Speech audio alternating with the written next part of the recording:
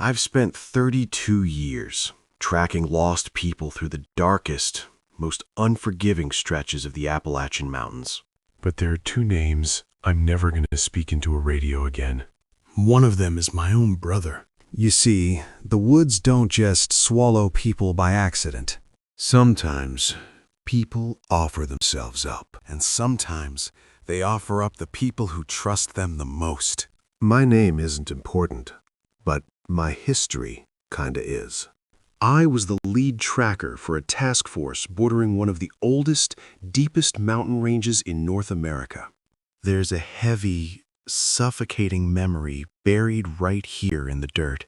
The local tribal elders have stories about these ridges that they just won't share with outsiders. They talk about deep ravines where the tree canopy is so thick the sun hasn't touched the forest floor in centuries. They warn us about the things that sleep in the limestone cave systems beneath the roots. Ancient things. But mostly, they warn us about what happens to a man's mind when he stays in the deep woods for way too long.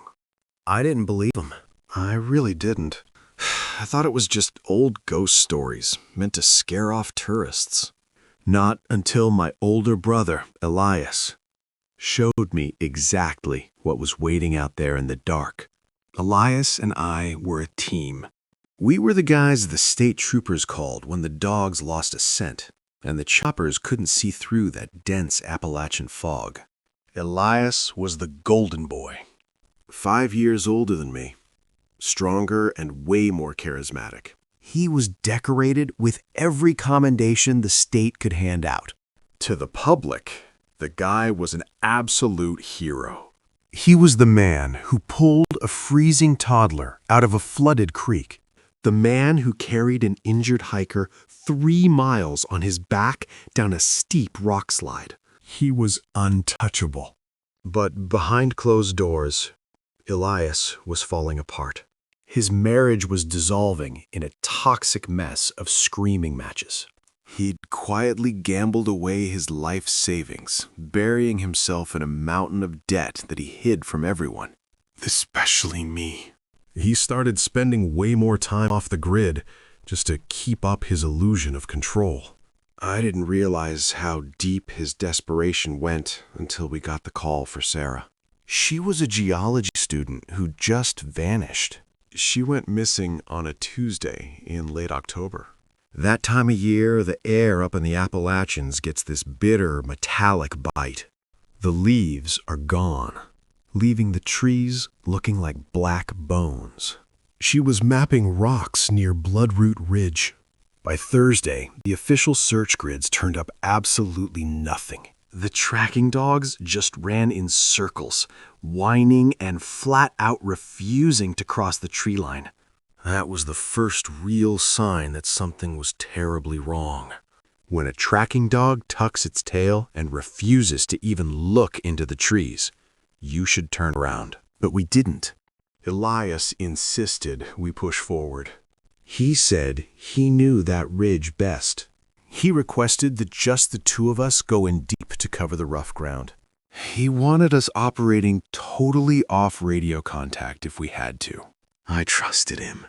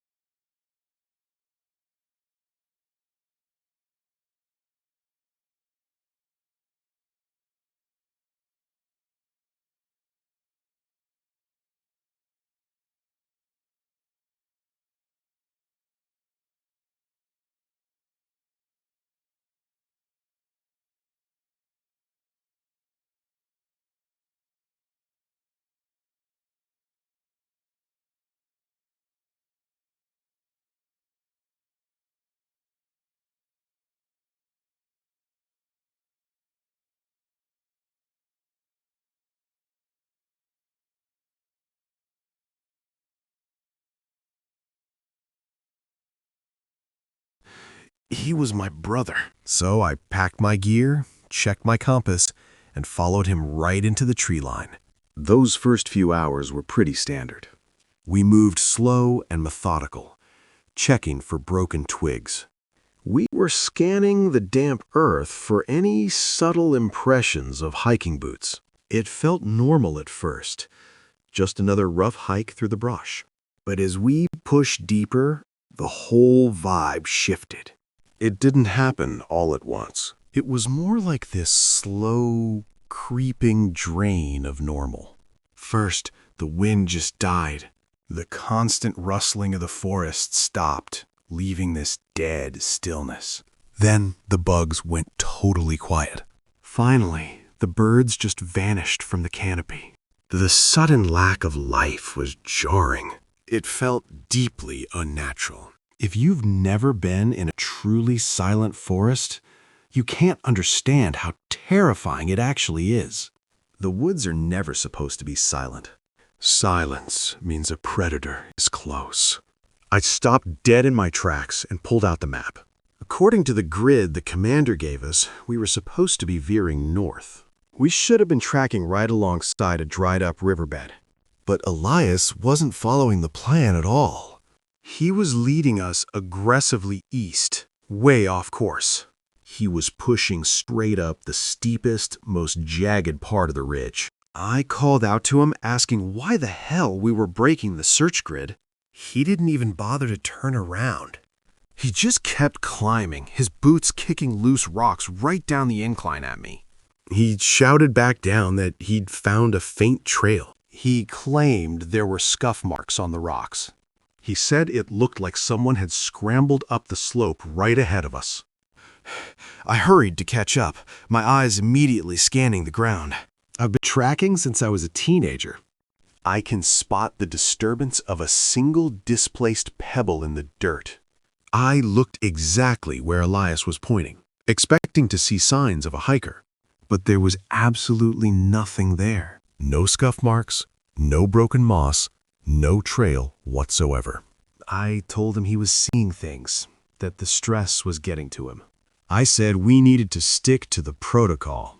We couldn't afford to waste time chasing ghosts out here. Elias finally stopped climbing and looked down at me. His face was pale, slick with cold sweat.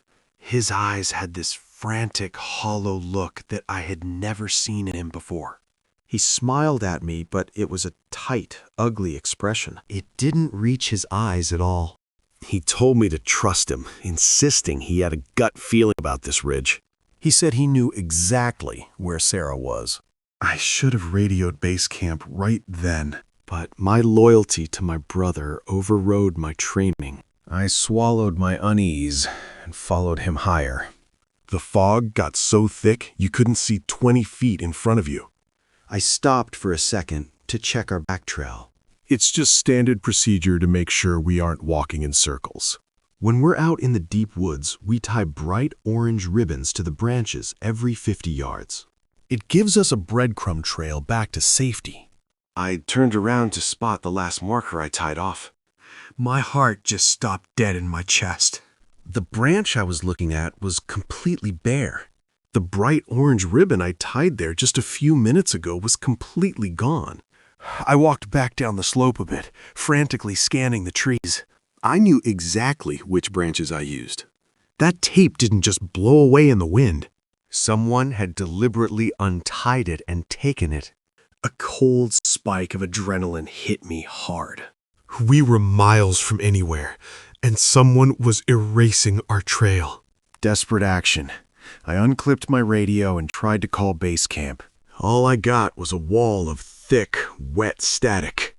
I switched to the emergency frequency, but still nothing. I looked up at Elias, standing a few yards away in the fog.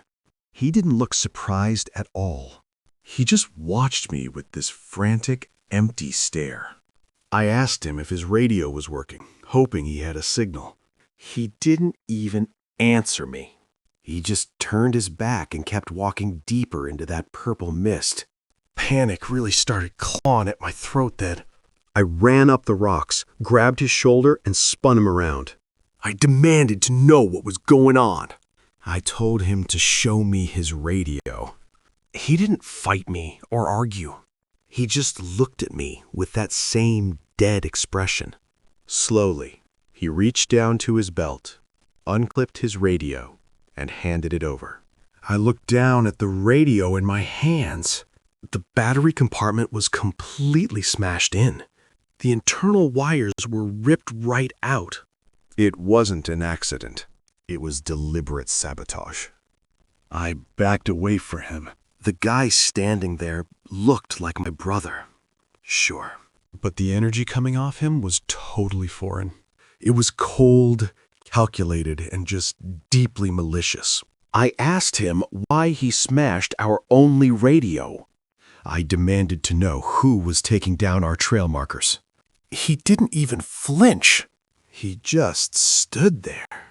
Elias finally looked at me. His voice was completely flat, totally empty. He said the markers didn't matter because we weren't going back. He told me we were expected. Before I could even process what that meant, the storm hit. It didn't build up naturally. The sky just tore open. It unleashed this massive downpour of freezing rain and howling wind. The temperature dropped 20 degrees in seconds. We were instantly soaked to the bone. Hypothermia became a very real, immediate threat. I could barely see my own hands through the rain. Elias shouted over the wind. He pointed into the dark and said there was an old logger's cabin over the next ridge. He told me we could take shelter there for the night. I didn't have a choice. I couldn't navigate down the mountain in the dark, in a freezing storm with no radio. I had to follow him. I just swallowed my dread and kept moving. We finally found the cabin. It was a rotting, collapsed structure made of blackened timber. It was leaning precariously against the side of a steep hill. It looked like the mountain was swallowing it whole. The roof was half caved in. Rain poured right through the ceiling, turning the floor into a muddy mess. There was only one small, dry corner left in the back. We crawled inside to escape the wind. I huddled in the corner, wrapping my thermal blanket around me, shivering violently. Elias didn't even take his blanket out. He just sat in the dark, staring at the doorway. The tension in that damp space was suffocating. I couldn't stop staring at him. My mind was spinning, trying to make sense of it all. The smashed radio, the missing markers. Say he was expected. The way he said we were expected. I finally broke the silence. I asked him what was going on. I brought up his debts, his failing marriage, all that pressure. I told him I wanted to help, that we could fix whatever mess he was in. He didn't answer right away. Instead, he let out this low, bitter laugh that barely sounded human. He turned his head real slow, looking at me in the pitch black. The brother I knew was completely gone. He told me I didn't understand a thing. He was tired of being the hero for a town that didn't care. Tired of a wife who looked at him with disgust. Tired of drowning in debt while I played the carefree younger brother. Then he confessed something that'll haunt me forever. A year ago, he was patrolling this ridge and found a cave. He got lost in the dark for 2 days. But he wasn't alone down there. Something ancient found him. It didn't use words. It spoke with feelings, showing him everything he wanted. Money, respect, a way out. He said the mountain was hungry. It needed offerings to feed whatever slept down there. So it offered him a deal. I just stared at him in total horror. My brain couldn't accept what I was hearing. I told him he was having a psychotic break, that the stress had finally cracked him. But he just sat there and smiled. He said the deal worked. 6 months ago, he found a lost hiker. Instead of leading him down, he brought him up this ridge and left him at the cave. A week later, he found 20 grand. For a minute, his life was perfect. But the mountain was greedy. The luck faded fast, and the debts came right back. The entity demanded more. He realized whatever he made a deal with was never going to be satisfied. It was always going to want more blood. That's when the truth finally hit me. Sarah, the missing geology stiffened. We weren't up here to find her. He had already brought her up here days ago, luring her right to the cave. I asked him where Sarah was. My voice was shaking. He didn't say a word. He just stared at me. And right then, it hit me. I wasn't his partner. I was his next payment. Before I could even react, he lunged at me. He was bigger, stronger, and completely desperate. We crashed hard into the rotting floorboards. He was fighting for his own life, and he was willing to take mine to do it. He pinned me down in the dark. His hands gripped my jacket with terrifying force. I clawed at his arms, just trying to breathe. I looked into his eyes in the dim light. My brother was gone. There was no love left in him. All I saw was raw, naked greed. It was just pure survival instinct. I knew if I didn't fight back, I was going to die, right there on that floor. I reached down to my belt. My fingers frantically searched for my knife. I managed to pull my knife free. I drove the heavy metal handle hard into the side of his head. He grunted, and his grip finally loosened. It gave me just enough room to shove him off. I scrambled backward across the damp wood. I was gasping for air, holding the knife up to defend myself. I braced for him to come at me again. My heart was hammering in my chest. But he didn't move. He didn't attack. Instead of coming at me, he just slowly pushed himself up. He was staring right past me. His eyes were locked on the open doorway of the cabin. The rage was gone from his face. He looked almost mesmerized by the dark. That's when I realized the wind had stopped. The storm was still raging outside, but the sound was muffled. It was distant. Felt like someone had thrown a heavy blanket over the whole forest. The silence was suffocating. I slowly turned my head to look outside.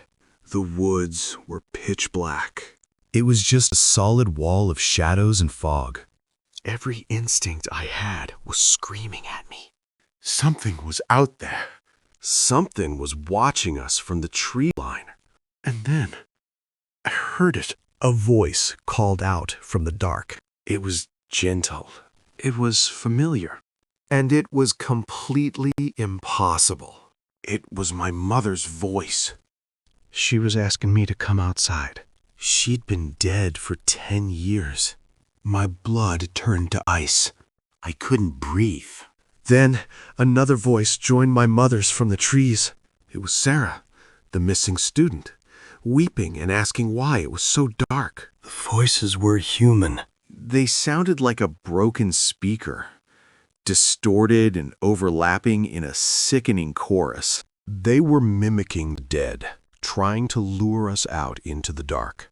I looked over at Elias, expecting him to be terrified, but he wasn't. He just sat there in the dim light, his face shifting into this profound, terrifying sadness. He slowly stood up, brushing the dirt off his uniform. He looked down at me and said the toll had to be paid. He told me if I wouldn't go, he had to. The mountain wouldn't let him leave empty-handed again. I screamed at him to stop, begging him to stay inside. But he just turned his back on me. He walked straight out the door, disappearing into the freezing rain in the absolute dark. I sat huddled in that corner for 10 hours, clutching my knife. I listened to those impossible voices swirling around the cabin. Then I heard Elias screaming in absolute mind-shattering terror. Until it was cut off by a sound I'll never forget. When dawn finally broke, the woods were dead quiet again. The heavy fog had completely lifted. I cautiously walked out of the ruined cabin, my knife still drawn, searching for my brother. There was no sign of Elias anywhere. No blood, no torn clothing, nothing. All I found was a single deep trench dragged violently through the mud. It led straight toward a massive gaping fissure in the ridge. I hiked down the mountain alone, completely numb. When I reached base camp, I lied. I told the commander we got separated in the storm and he must have fallen into the river. They searched for 3 weeks, but never found a trace of them. I quit the team the very next day. I couldn't even look at the uniform without feeling sick. I took a job as a boundary ranger, staying as far away from that ridge as possible. I spent 10 years living with the guilt of that night. I just couldn't let it go. I started digging into every piece of tribal lore I could find. I had to know what took my brother. I learned about ancient things buried deep in the earth. Entities that literally feed on human desperation and grief.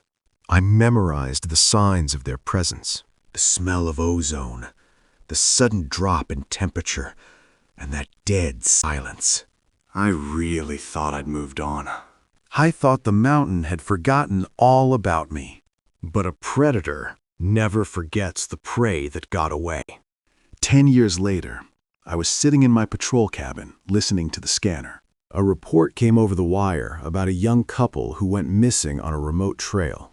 Then the dispatcher read the coordinates. My heart just stopped. It was the base of Bloodroot Ridge. The official search teams were already mobilizing. But I knew if they went up that ridge, some of them weren't coming back. The mountain was waking up. So I didn't call the sheriff. I packed my own gear. I grabbed flares, heavy rope, my rifle, and some pouches of bone ash and sage the elders gave me. I drove to the backside of the ridge, miles from the command post. I was going in completely off the books.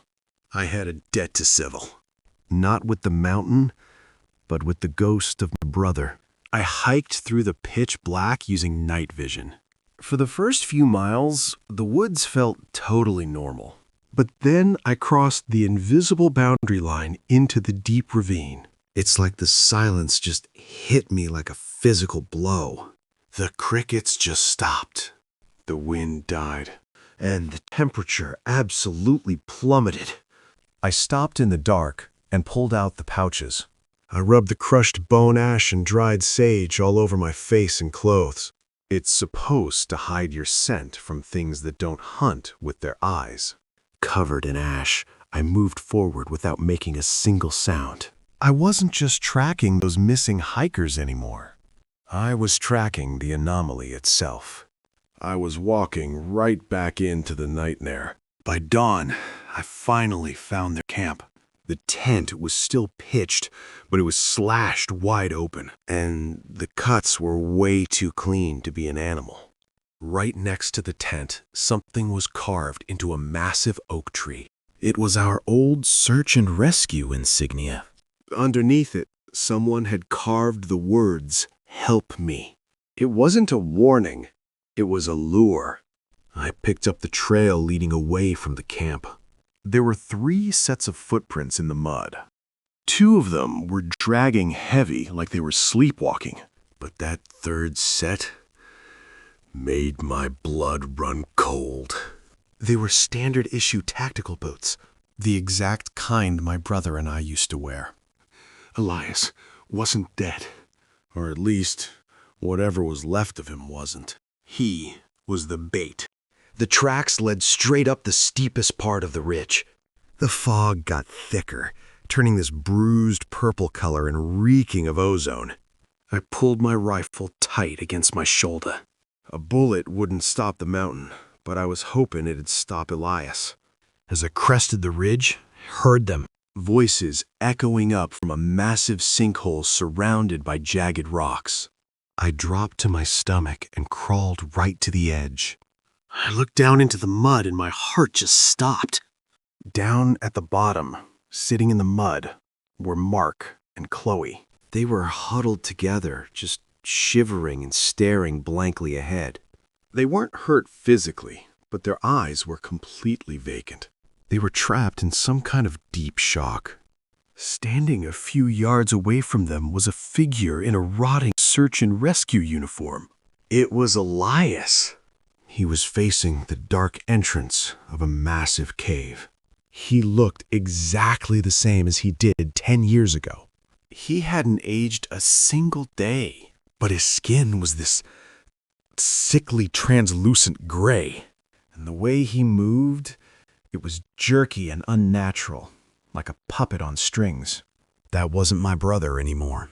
I felt this surge of pure, blinding rage. All that guilt I'd carried for a decade just evaporated. I stood up right there on the edge of the sinkhole. I wasn't hiding anymore. I racked the bolt of my rifle. Elias slowly turned his head toward me. His eyes were completely black. But when he saw me standing there, his face twisted up. It was this mask of pure, desperate agony. He opened his mouth, and a voice came out. But it wasn't his voice. Chilling realization. It was mine. The thing wearing my brother's face started begging me.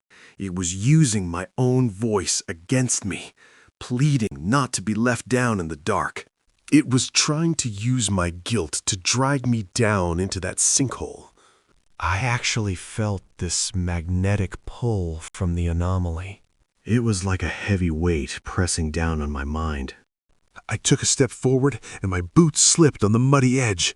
But then I remembered the smashed radio. I remembered the untied flagging tape and the way he looked at me in that cabin. He was willing to trade my life to pay off his debts.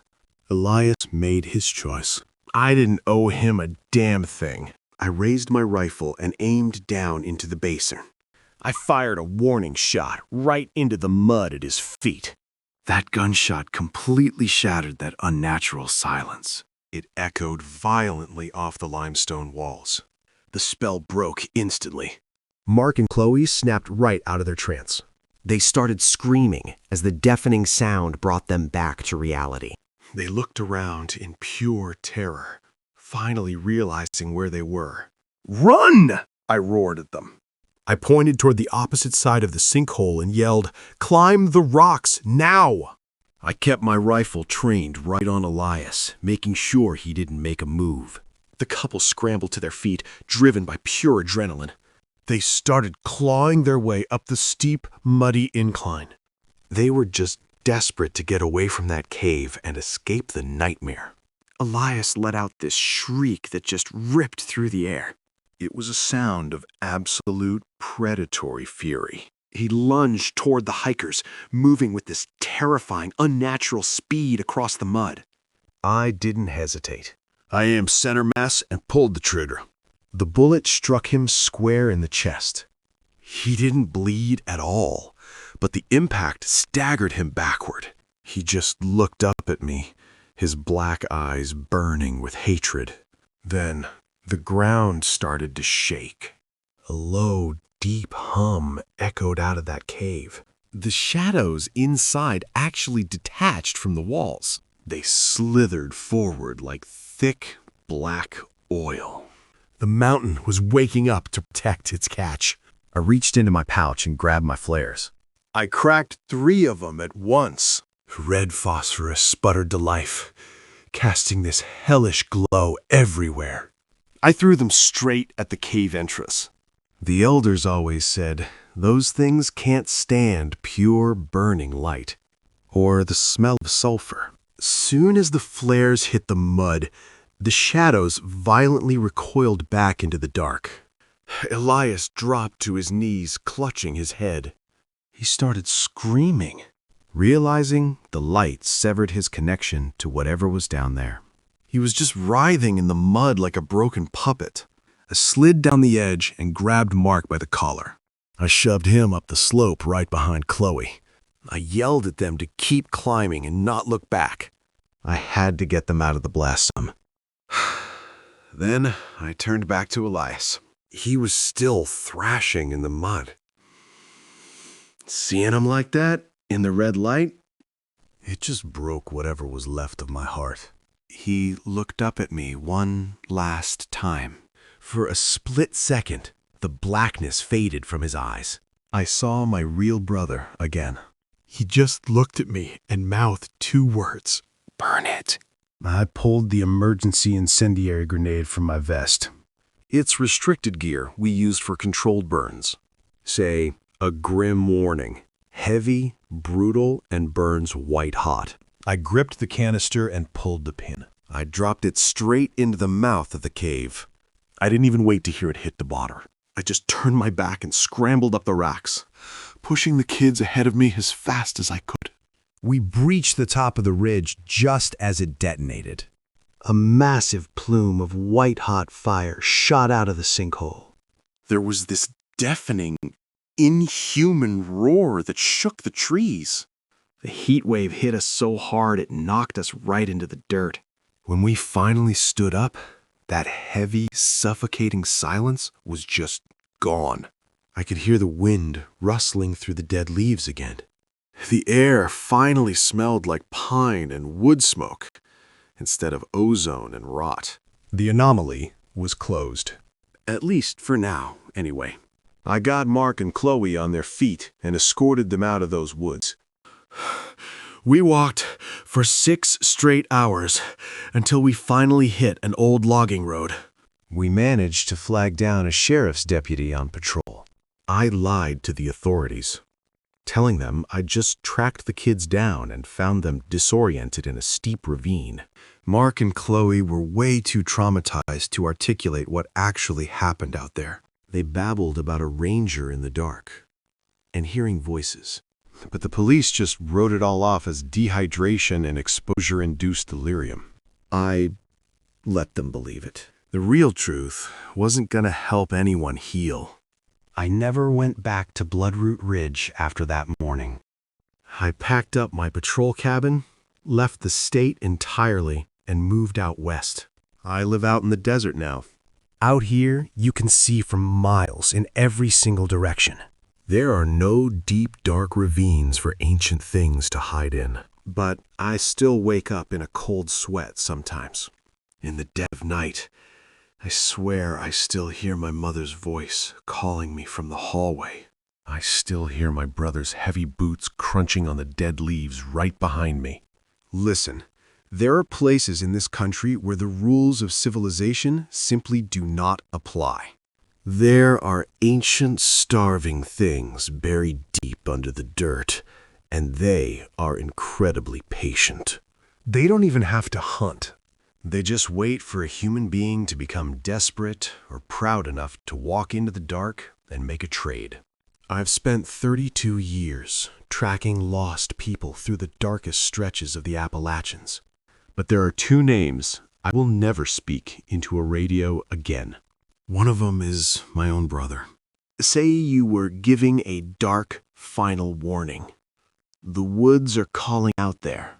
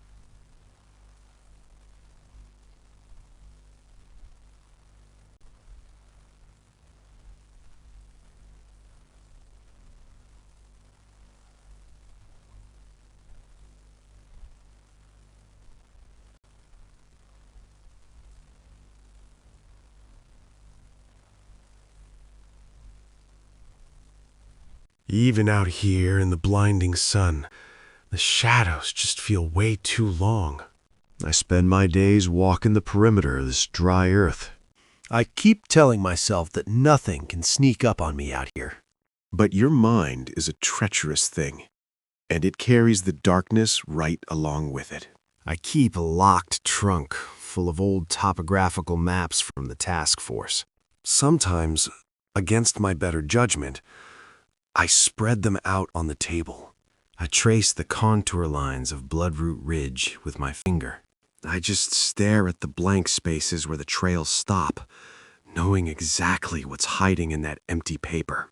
The tribal elders used to say that once a spirit knows your name, it never truly stops whispering it. Out here, the wind howling through the red rock canyons plays tricks on you. Sometimes it pitches perfectly into the sound of a woman crying. I literally have to force myself not to walk toward it. People think the wilderness is just trees and rocks, kind of like a passive landscape waiting to be explored. They really don't understand that the earth has an appetite. It feeds on the arrogance of men who think they can conquer it. Elias wasn't the first to make a deal in the dark, and he definitely won't be the last. Right now, somewhere in those ancient mountains, another hiker is pushing past the warning signs. Another ranger is ignoring his compass because he thinks he knows better. The entity doesn't even need to chase them. It just opens a door in the limestone and lets their own hubris walk them right inside. It's a perfect, terrifying trap, built entirely out of human weakness. I look at my hands now, all calloused and scarred from decades of pulling people out of the dirt. But I couldn't pull my own blood out. That's the toll I gotta pay every single day I draw breath in this quiet desert. I keep my silver watch wound tight. The ticking is a constant reminder of the time I have left. Every second that ticks by is another second I've survived away from the fog. But survival isn't exactly the same thing as living. When the sun finally dips below the mesas, the temperature drops fast. For a split second, the desert air actually feels cold and damp.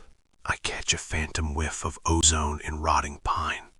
It's just a memory, but it makes my blood run cold every time.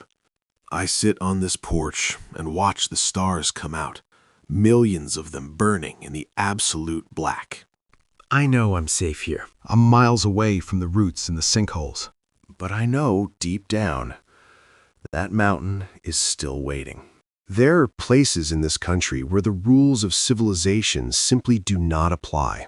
Out past the highways and the streetlights, the world still belongs to the wild. And the wild has its own laws. There are ancient, starving things buried under the dirt, and they are incredibly patient. They've been there since before we learned how to build fires. They don't have to hunt. They just wait for a human being to become desperate enough. They wait for the ones carrying too much weight on their shoulders. The ones who think they can outsmart the dark.